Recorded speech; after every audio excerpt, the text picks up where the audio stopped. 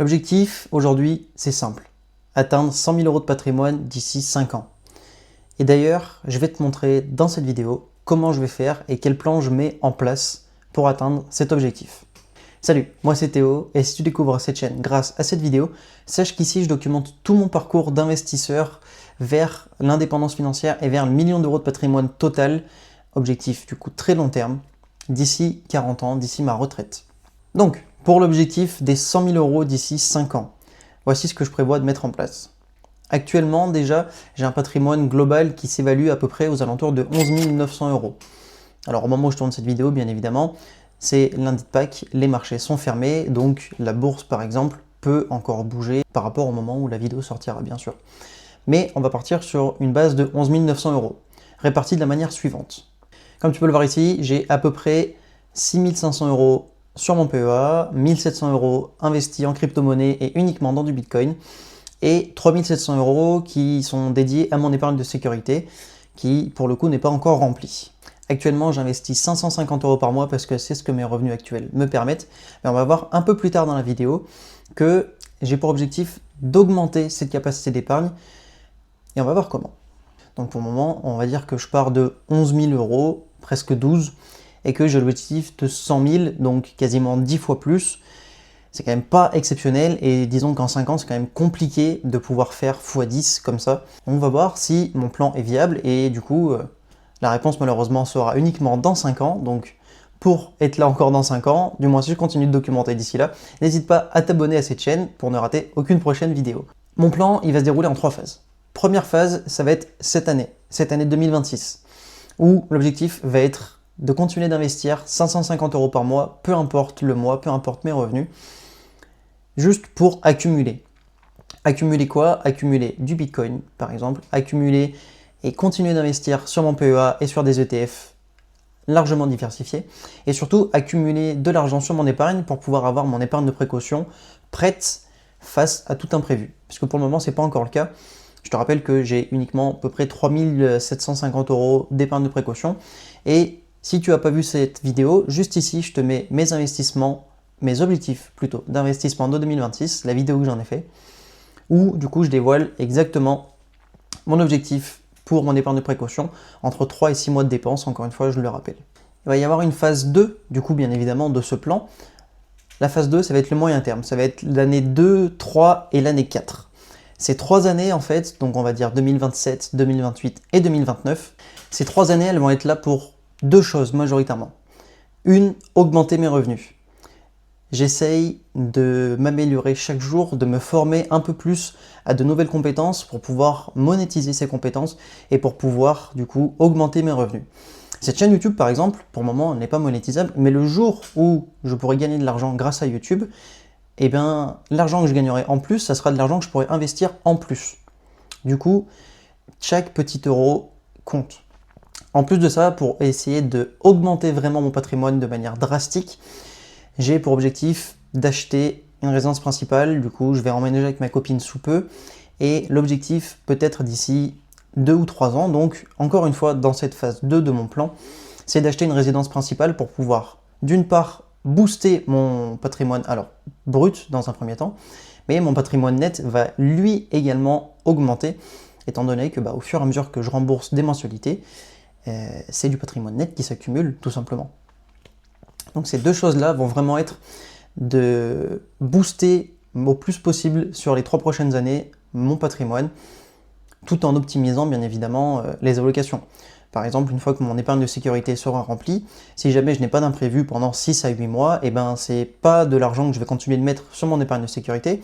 Bien au contraire, tout ce que j'alloue actuellement à mon épargne de sécurité, ça sera de l'investissement en plus pour du Bitcoin et pour surtout mes ETF sur mon PEA.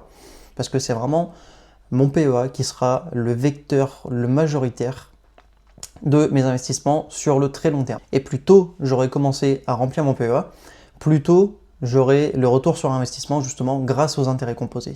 Enfin, la phase 3 et du coup l'année 5 de mon plan, c'est justement de continuer ce que j'ai mis en place sur la phase 2.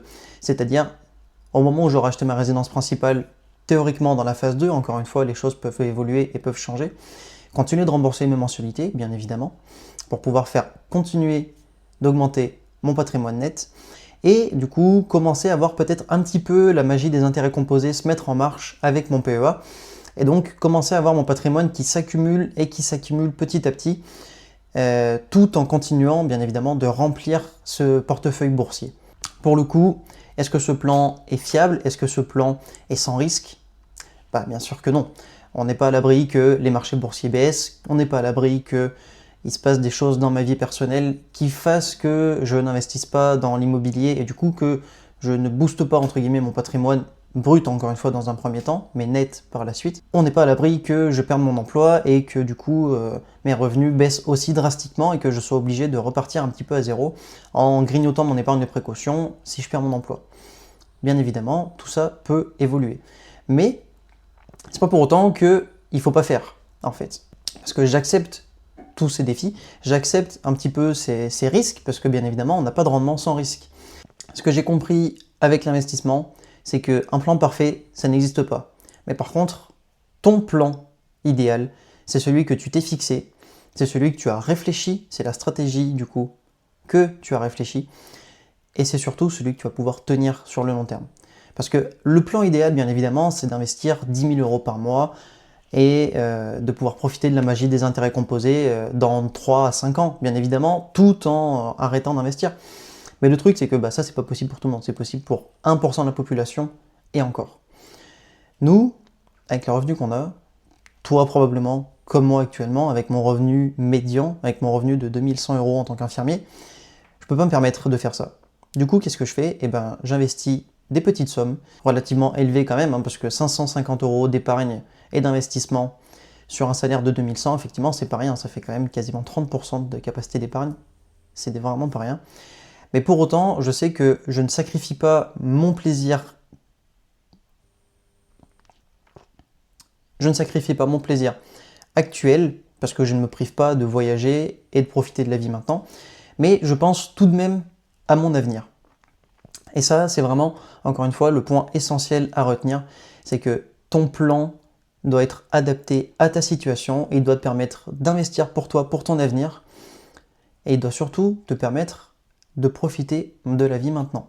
Si tu te prives maintenant pour après, c'est bien parce que tu investis pour après, mais du coup, qu'est-ce que tu vas retenir de maintenant? Par des années de souffrance et de crispation, rien. Alors oui, tu auras de l'avenir parce que tu seras investi pour ton avenir, mais sauf que tu auras passé combien d'années à ne rien faire? Et ça, tu vois, c'est le truc qui fait que ton plan n'est pas viable. Encore une fois, pour un plan viable, je me répète, mais c'est vraiment hyper important, il faut que tu puisses profiter de maintenant, tout en préparant demain.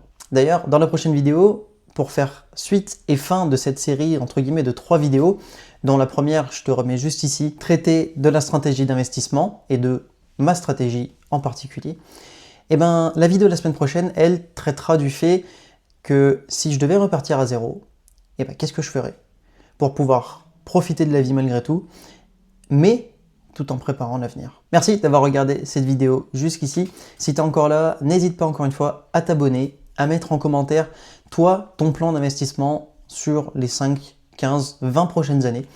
Me détailler tout ça parce que je suis curieux de savoir un petit peu comment tu vois l'avenir et comment tu prépares l'avenir justement. Je te laisse avec cette petite vidéo juste ici où je te fais part de mon bilan d'investissement sur le mois d'avril 2026. Et juste ici, je te laisse t'abonner. Je te dis à la prochaine, c'était Théo, ciao.